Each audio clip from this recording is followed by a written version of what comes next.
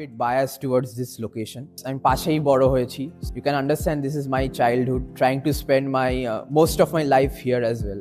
যত ছোট ছিলাম আমার মনে আছে, when I had a cycle back then, আমি এখানে এসে যশোর রোড দিয়ে পুরো এই এলাকাটায় সাইকেল চালিয়ে বেড়াতাম.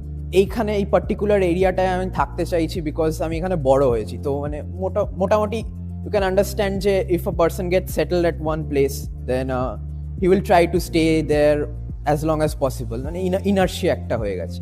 But that's nice. এটা বাদে লোকেশনটা আমার পার্সোনালি খুবই ভালো লাগে.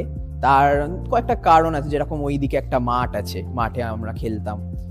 এদিকে একটা পুকুর আছে, এই পুকুরটায় অনেকে মাঝে মাঝে এসে মাছ ধরতো, তো আমরাও দেখতাম, ইটস নাইস. আর পুকুরটার চারিপাশে খুব গাছপালাও আছে. তো at that মানে when we used to cycle around here, we used to take laps of this pond here, and it's a very calming place.